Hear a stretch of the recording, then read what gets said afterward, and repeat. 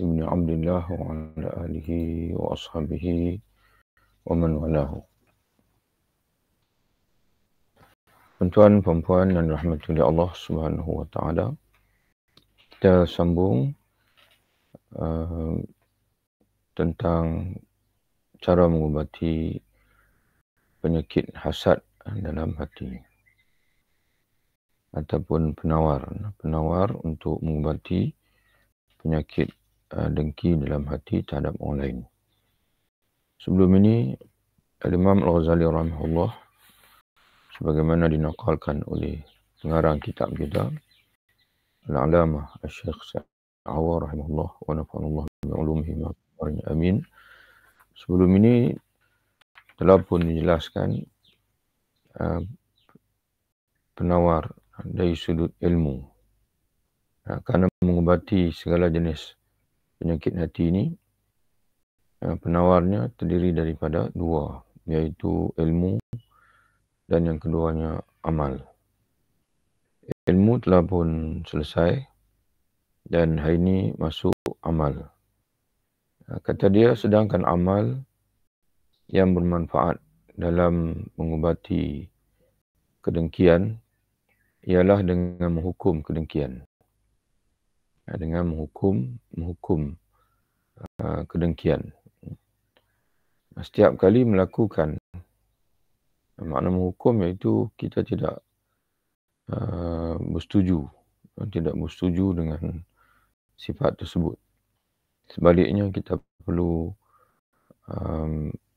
melakukan sesuatu untuk atau perlu bertindak untuk kita menanganinya. Setiap kali melakukan kedengkian berupa perkataan atau perbuatan, maka dia harus menghukum dirinya dengan kebalikannya. Jadi setiap kali didorong oleh sifat kedengkian, sama ada dorongan itu menjelma dalam rupa perkataan ataupun perbuatan, maka hendaklah disusuli dengan kita melakukan yang sebaliknya. Yang sebaliknya. Dia akan bagi contoh kepada kita nanti. Jika kedengkian telah mendorongnya mencela orang yang didengki, maka ia mewajibkan lisannya untuk memuji dan menyanjungnya. Jadi jika sekiranya kerana sifat dengki iri kita pada seorang sahabat kita ataupun sama-sama saudara Muslim, sifat itu mendorong kita untuk mengkritik dia, mengkeji dia, maka kita akan lakukan sebalik, iaitu kita tidak mengeji dia, sebaliknya kita memujinya. Dan kita menyebutkan yang baik-baik tentang dia. Ini sebagai contoh tuan-tuan sekalian, kita iri kepada orang kaya. Jadi kalau kita meraihkan sifat dengki itu, kita akan kritiklah orang kaya, sombong, ataupun kaya duit haram. Dia tu kaya tu sebenarnya entah dia terlibat dengan perkara yang haram. Itu kedengkian. Tapi kalau kita nak menghapuskan sifat kedengkian itu, kita akan mendidik di hati kita dengan sebalik, iaitu bersangka baik. Sebagai contohnya kita sebut alhamdulillah.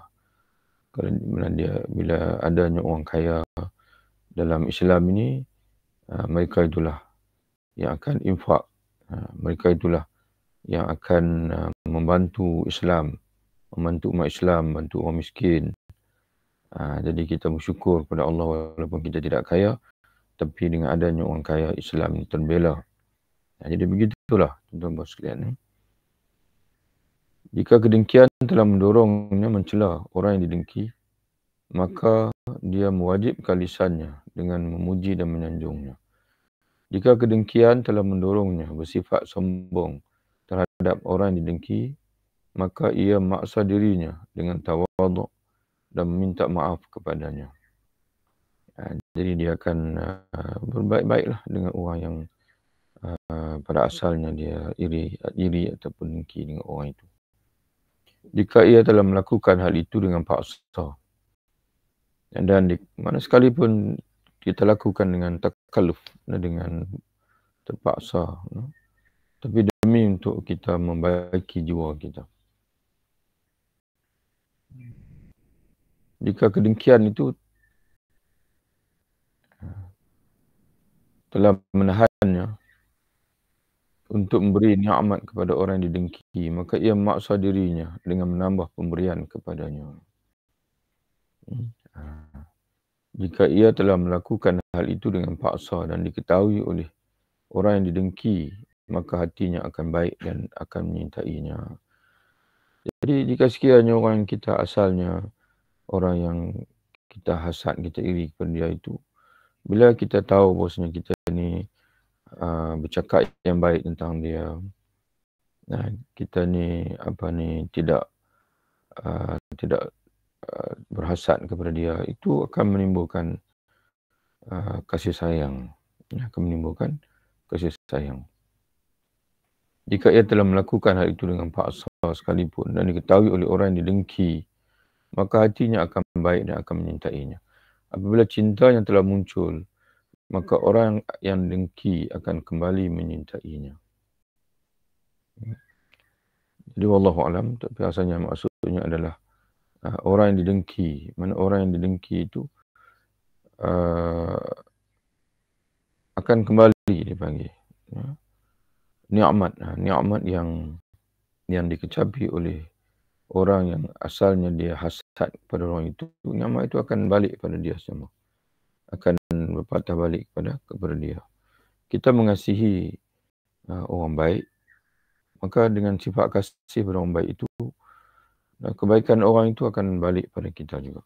Sebab itulah wallahu alam, dalam hadis Nabi SAW menyebutkan al-mar'u ma'aman ahabba yaumal qiyamah. Seseorang itu dia akan bersama dengan orang yang dia kasih pada hari kiamat. Kita tidaklah boleh menjadi Nabi, tapi kita boleh mengasihi Nabi alaihissalam. Kita tidak boleh menjadi malaikat, tapi kita mengasihi malaikat. Dan kita akan bersama dengan malaikat, akan bersama dengan para Nabi, dengan sifat kasih. Jadi begitulah juga. Bila kita tidak iri pada orang kaya, sebaliknya kita mengasihi orang kaya, khususnya yang Muslim, maka sifat kasih itu akan menyebabkan nikmat, walaupun bukan nikmat itu ada pada kita, tapi nikmat itu ada pada orang lain. Tapi dia akan pulang pada kita balik dengan sifat kasih itu. Limpahan nikmat yang ada pada orang lain itu akan tempias turut nikmat itu mengena kita dengan kasih itu.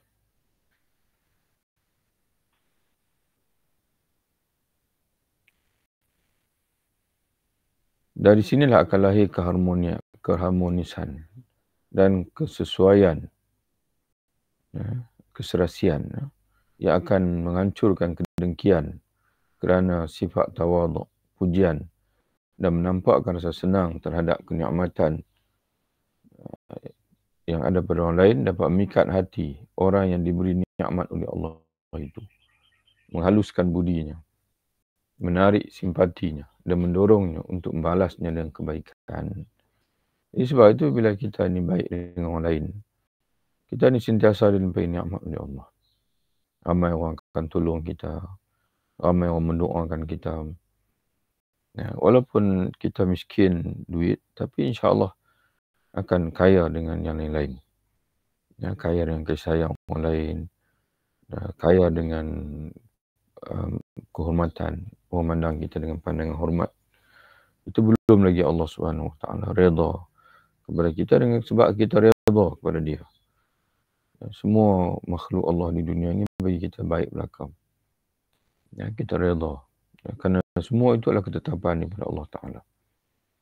Dan tidak ada yang boleh berlaku di dunia ini melainkan dengan kehendak Allah. Sebab itu kita perlu redha. Sekalipun bukan redha dengan perbuatan jahat dia, tapi kita redha dari ketentuan Allah dan kita mendoakan kepada Allah Allah yang mentakdirkan manusia ini jahat dan dia juga mentakdirkan baik, maka kita mohon supaya Allah mengubah manusia-manusia yang jahat yang menjadi manusia yang baik. Ya, ataupun kalau Allah menghendaki, Allah lah yang binasakan kejahatan-kejahatan tersebut. Kemudian kebaikan itu kembali pada pihak yang pertama, lalu membuat hatinya baik. Mana kembali kepada orang yang asalnya dia berhasad, tapi dia mengubah hasad itu dengan melakukan yang sebaliknya. Dia tidak meraihkan hasad tersebut, maka akan kembali kepada pihak yang pertama, mana pihak yang asalnya berhasad itu. Lalu membuat hatinya menjadi baik dan membuat apa yang dilakukannya secara terpaksa tadi menjadi tabiat. Asalnya dia terpaksa. Dia terpaksa orang panggil apa? Untuk memadamkan hasad itu dia terpaksa mujahadah. Akhirnya mujahadah itu menjadi tabiat. Menjadi tabiat. Asalnya dia dengan hak iri, masih ada sifat iri dalam hati. Lalu dia suka mencela orang lain, mengkritik orang itu dan sebagainya. Tapi sebaik saja dia mengetahui betapa bahayanya hasad ini, betapa ruginya sifat hasad ini. Lalu setiap kali dia nak beriri pada orang lain, setiap kali dia nak mengkritik orang lain, dia akan paksa dirinya jangan. Sebaliknya dia melakukan setiap kali dia nak mengkritik, dia nak menghina orang lain, dia memuji, dia bersangka baik. Maka akhirnya dia menjadi tabiat. Mana paksaan-paksaan untuk membuat baik tadi, walaupun asalnya adalah takalluf, memaksa, tapi paksaan itu akhirnya menjadi kebiasaan. Perkara baik itu tidak lagi perlu dipaksa, tapi sudah menjadi kebiasaan. Janganlah sampai ia terpedaya oleh perkataan syaitan. Syaitan berdaya kita. Apa syaitan sebut dalam hati kita? Kata syaitan, jika kamu bersikap tawaduk, merendah diri pada orang lain dan memujinya, dan memuji orang yang mendapat nikmat lebih daripada kamu, maka musuh akan menganggapmu lemah. Mana musuh? Saudara kita lah yang kita anggap sebagai musuh kerana dia kaya, kerana dia, bila kita iri kepada seseorang, mana kita meletak dia sebagai musuh. Jadi syaitan kata, kalau kamu puji dia, mana dia akan pijak kepala kamu. Dia akan anggap kamu lemah, nifak, munafik. Sebenarnya kamu bukan suka dekat dia. Sebenarnya kamu memang iri pada dia. Tapi kamu saja sebut dia itu baik, dia itu kaya, bagus, dapat tolong Islam dan sebagainya. Kerana sama munafik, tidak. Kata dia jangan terpengaruh. Itu semua suara-suara syaitan. Kata takut, kamu sebenarnya takut. Dan ini merupakan kehinaan. Kalau kamu tidak merasa diri hebat, itu semua adalah kehinaan. Itu semua suara-suara syaitan. Itu adalah tipu daya syaitan. Kerana mujamalah. Sekalipun mana kita benda baik itu kita buat atas dasar mujamalah. Kita tahu diri kita sebenarnya tidak ada pun perasaan redha itu pada permulaannya. Memang kita ni iri. Tapi sengaja kita menampilkan yang sebaliknya demi kerana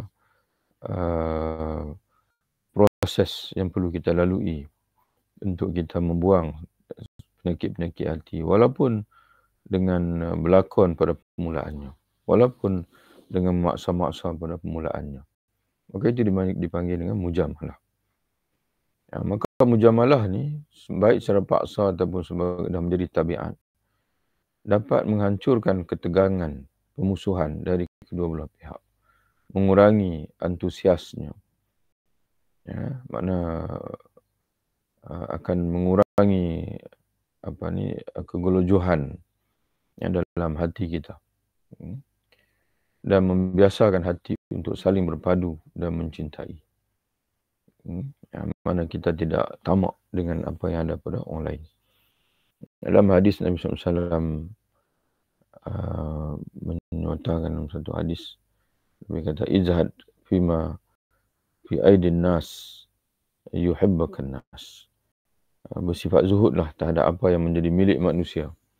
Mana janganlah kau mengingini apa-apa yang menjadi milik orang lain, nescaya kamu akan dikasihi oleh manusia.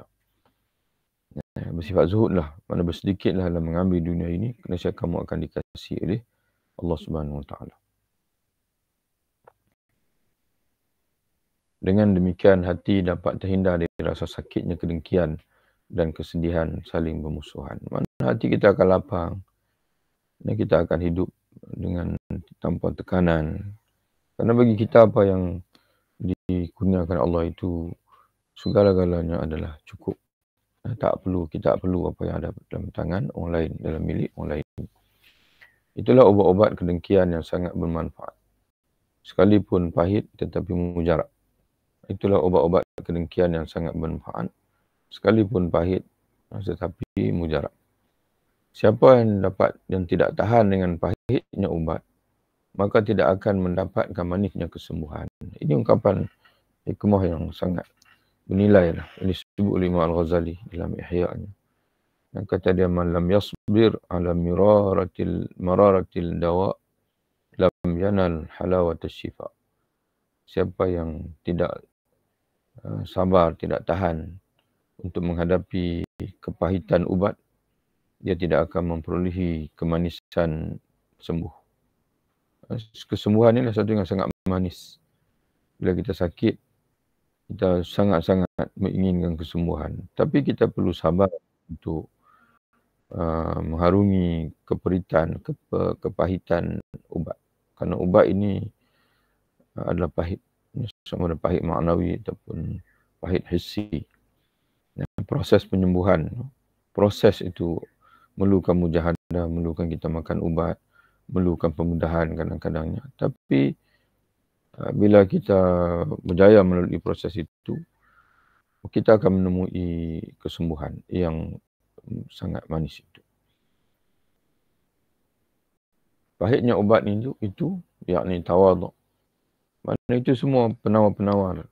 Sifat tawaduk dipanggil mujahadah, ikhlas, qana'ah, redha dengan apa yang Allah Ta'ala beri kepada kita.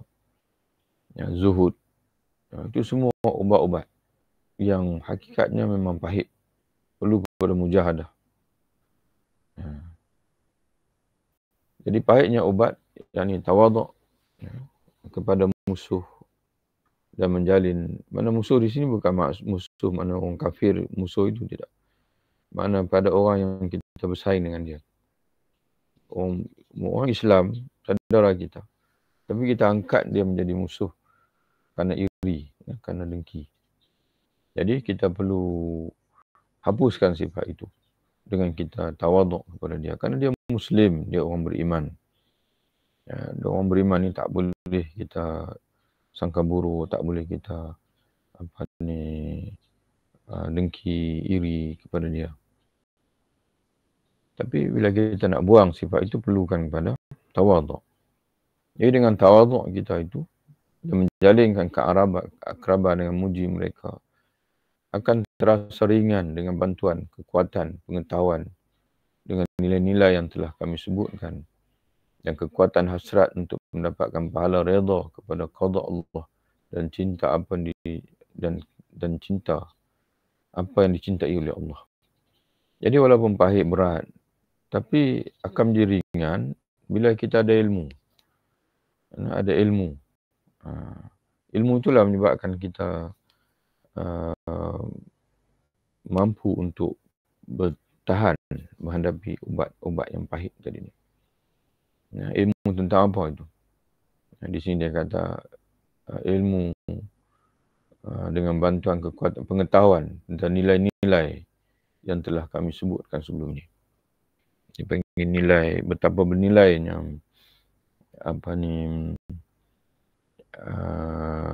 sifat yang sebalik kepada iri itu. Sifat yang sebalik kepada iri. Bila kita membuang iri atau dengki daripada hati kita ini, akan timbul kasih sayang sama kita dan juga akan timbul redha Allah kepada kita.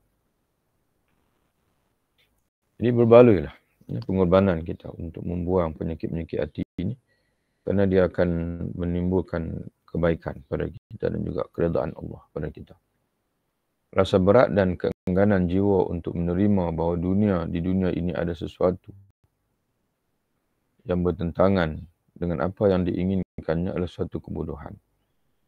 Jadi bila kita merasa berat untuk kita menerima bahawasanya dalam hidup kita ini, perjalanan hidup ini bukan mengikut kehendak kita, tapi dia 100% mengikut kehendak Allah Subhanahu Wa Taala. Jadi kalau kita menginginkan agar semua benda yang berlaku ikut kehendak kita, itu adalah kebodohan. Itu adalah satu kebodohan. Dan apa yang menunjukkan bahawa kita ini berilmu adalah kita boleh menerima apa saja ketentuan Allah yang berlaku. Memang itulah realitinya, hakikatnya. Semua yang berlaku di alam ini adalah ketentuan Allah. Kemudian hati kita redha, maka hati kita itulah hati yang berilmu. Tapi kalau kita tak puas hati, itu pun tak puas hati, ini pun tak puas hati, semua orang yang ada depan kita, kita tak pernah puas hati, sebenarnya kita ni adalah orang yang bodoh. Tidak ada sesuatu pun di alam ini berlaku dengan kehendak kita. Kita puas hati ke, tak puas hati ke, tetap benda itu akan berlaku mengikut kehendak Allah. Pada saat itu berarti ia menginginkan sesuatu yang tidak ada. Jadi mengingini berlaku sesuatu di alam ini mengikut kehendak kita, mana kita mengingini sesuatu yang tak akan berlaku. Kerana dunia tidak berjalan dengan kehendak kita. Sedangkan terluputnya apa yang diinginkan merupakan kehinaan. Jadi kehinaan lah. Kita menginginkan sesuatu tapi tak dapat keinginan. Kita menginginkan kita kaya. Dengan keinginan itu, kita tak akan tercapai. Kita hanya akan jadi kaya dengan kehendak Allah. Kita mendaki kaya. Kehendak itu bukan muktamad. Melainkan kalau Allah mendaki kita kaya. Kita menginginkan kawan kita miskin dengan sebab iri, kita menginginkan kawan kita miskin. Dia tak akan miskin dengan sebab kehendak kita. Kehendak Allah Ta'ala lah dia akan miskin. Jadi sebab itu, tuan-tuan sekalian, sebaliknya pula, kalau kita redha, ada sifat qana'ah, itulah yang sebenarnya. Dengan adanya apa yang anda inginkan, atau anda menghendaki apa yang ada. Hal yang pertama, mana dunia ini di antara dua. Tidak ada jalan.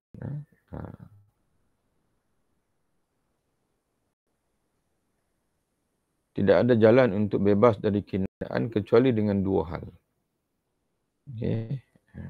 Dalam bahasa Arabnya dia sebut, wala tariq ila al-khalas min hadha dhul illa bi ahli al-amrayn.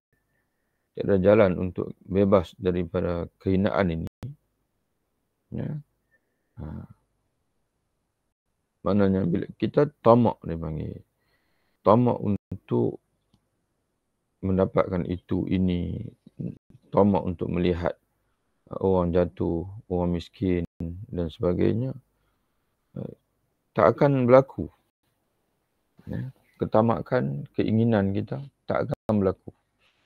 Sebab dunia tidak terlaksana dengan keinginan kita.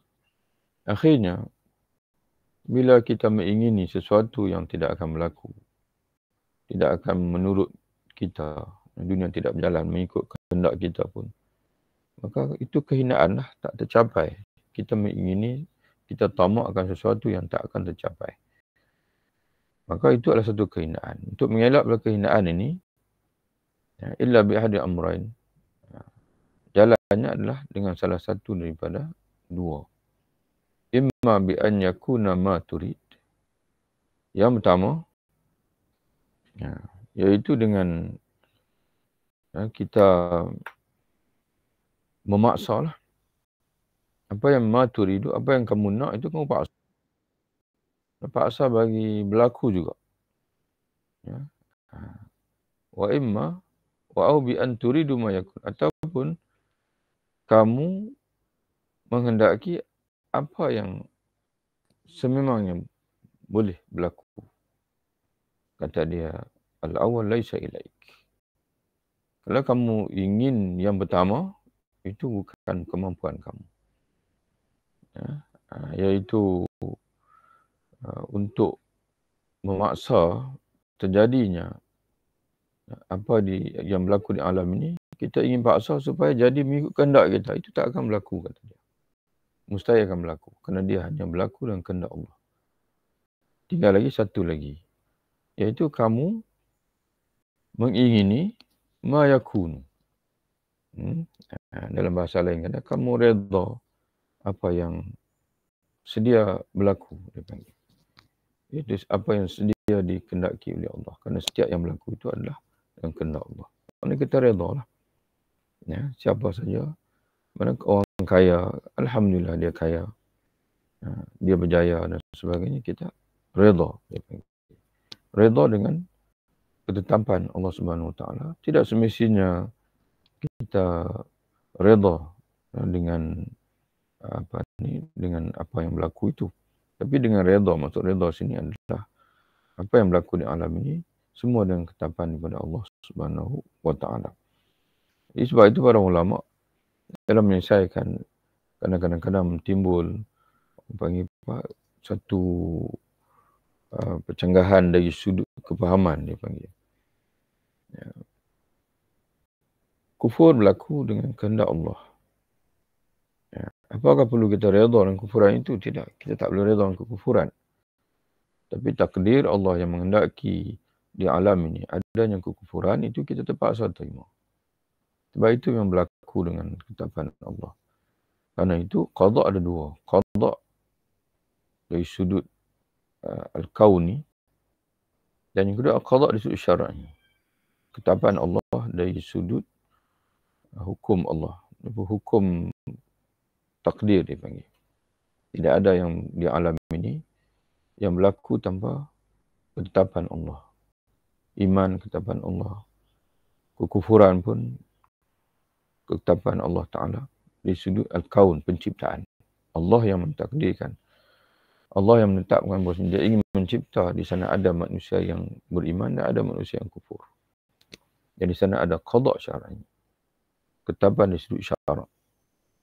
Di mana ketetapan di sudut syarak, di sisi syariat, Allah menetapkan bahwasanya tauhid itu wajib dan syirik itu adalah haram.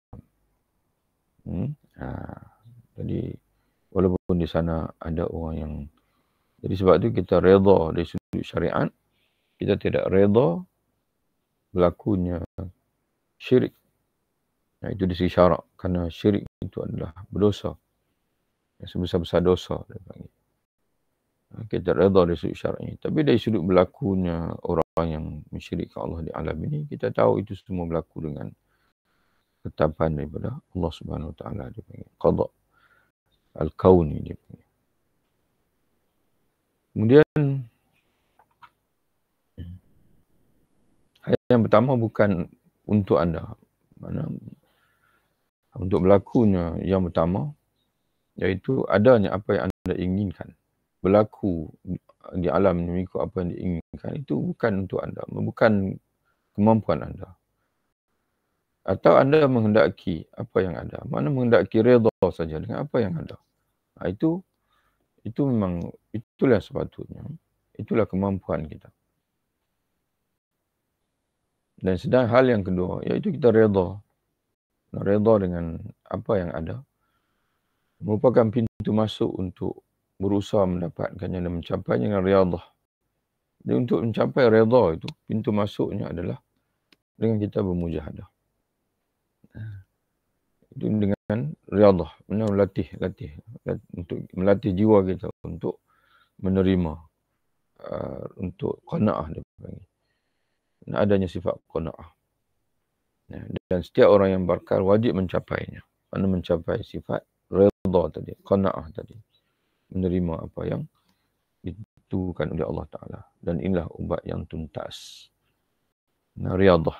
Riyadhah melatih diri untuk redha dengan apa yang berlaku, dan kerana yang berlaku itu semua untuk Allah, itulah dia panggil ubat yang tuntas. Wa amma dawa al-mufassal, adapun ubat yang rinci untuk mengubati penyakit hasad ini adalah dengan menelusuri sebab-sebab kedengkian. Tadi umum tadi. Kita menghadirkanlah hati kita umum. Maknanya kita didik hati kita, kita latih diri kita untuk kita memahami bahawasanya semua yang berlaku di hadapan kita itu adalah ketetapan Allah dan kita kena redha. Tak boleh ada kedengkian, tidak boleh ada iri kepada mana-mana orang, kerana bila kita iri seolah macam kita tidak dapat menerima ketetapan Allah. Tapi untuk secara tafsili, kita kena tengok dalam hati kita itu apa yang menyebabkan timbul kedengkian, dan kita kena ubati itu satu persatu. Adapun ubat yang rinci adalah dengan menelusuri sebab-sebab kedengkian seperti kesombongan, egois dan besarnya ambisi, maknanya terjemahan bersyatul hars, dan besarnya gelojoh keinginan kita terhadap hal yang tidak bermanfaat. Alama la yughni. Alama la yughni. Kerana hal itu merupakan komponen penyakit ini. Sedangkan penyakit tidak dapat dikikis kecuali dengan mengikis komponennya. Jadi, bila kita ingin kesembuhan tidak akan berlaku melainkan kita membuang faktor yang menyebabkan timbulnya sakit. Jika anda tidak dapat mengikisnya, maka ia akan terwujud apa yang telah kami sebut di atas, kecuali perdaan saja. Jadi kalau kita tak buang punca, kita makan ubat pun mana hanya meredakan saja. Tapi tak, penyakit itu tidak, orang panggil apa, hanya ditutup saja. Tapi penyakit itu masih ada. Macam kita bila sakit kepala atau sakit, kita makan Panadol. Panadol itu hanya menutup. Bila hilang Panadol itu, kesan Panadol itu akan balik. Sakit itu berulang, makan lagi. Akhirnya Panadol itu akan memberi mudarat pada kita. Maka yang terbaiknya adalah kita mencari ubat untuk mengikis, dipanggil komponen hasad yang menjadi punca hasad dalam hati kita. Maka jika anda tidak dapat mengikis, maka tidak akan terwujud apa yang telah kami sebutkan di atas. Ini kesembuhan. Kecuali hanya peredaan saja. Penyakit masih ada, tapi hanya diredakan saja. Dan akan sentiasa kembali lagi kemudian. Untuk meredakannya lagi memerlukan upaya yang lebih besar di samping komponen penyakit itu masih tetap ada. Jadi itulah mana berulang-ulang kalilah kita perlukan ubat. Kerana kita tidak buang penyakit itu. Ini satu benda yang akan, akhirnya kita akan putus asa. Berbeza dengan kita berusaha untuk membuang, dipanggil akar penyakit itu sendiri. Selagi masih mencintai kedudukan, pasti ia masih mendengki orang yang mendapatkan kedudukan dan tempat di hati manusia. Jadi kalaulah kita pati bahasanya faktor dengki itu kerana kita iri orang yang ada pangkat. Puncanya kenapa? Kerana dalam hati kita sendiri ada penyakit hubbul jah. Suka kepada pangkat. Suka kepada disebut di sini iaitu pujian orang lain pada kita. Jadi selagi kita, walaupun kita menjaya pujuk hati kita, tapi selagi kita tak buang daripada hati penyakit yang asal tu, iaitu suka kedudukan, suka pujian tu, dia akan datang lagi lah. Iri tu akan datang. Akan datang semula kepada orang yang berpangkat. Setiap kali tengok orang yang ada kedudukan, kita akan merasa resah dalam hati. Kenapa aku tidak dapat kedudukan macam dia? aku mesti jatuhkan dia. Walaupun kita berusaha untuk padam, tapi akan datang lagi. Berbeza dengan kita membuang daripada hati penyakit cinta kepada jawatan ataupun suka pada kedudukan itu. Kita buang terus, maka sekaligus iri pada setiap orang yang memiliki kedudukan itu akan hilang. Selagi masih mencintai kedudukan, sebagai contoh katanya, pasti ia masih mendengki orang lain yang mendapat kedudukan dan tempat di hati manusia. Atau paling banter mengurangi kesedihannya atas dirinya dan tidak menampakkan. Wa innama ghayatuhu wa yahsudu man ista'sarahu bil jah wal manzilah bi qulubin nas dunahu wa yaghummuhu la mahalata. Atau paling mungkin paling banter ni mungkin terjemahan pada la mahalata. Atau paling tidaknya kalau dia tidak iri dalam bentuk jatuhnya orang lain itu, hilangnya kedudukan itu, tapi paling tidaknya dia akan merasa sedih lah. Masih kesedihan itu akan masih terasa. Kerana hatinya itu masih lagi ada dipanggil penyakit mengingini pangkat. Kalau dia berjaya menangani iri, dia tidak ada iri lagi dah, kerana dia dah berjaya untuk membuang iri, bangkit dengki. Tapi oleh kerana dalam hati itu masih ada penyakit sukakan kedudukan pangkat, dia akan rasa sedih, masih rasa sedih lah. Kerana orang lain ada kedudukan, dia tak ada kedudukan. Dan tidak menampakkan dengan lisan. Sekalipun dia tak menampak dengan lisan dan juga tangan, dia tak ada sebarang reaksi lagi lah terhadap iri, meraihkan penyakit iri itu, tapi tetap akan rasa kesedihan. Tetapi tidak dapat menghindarinya sama sekali.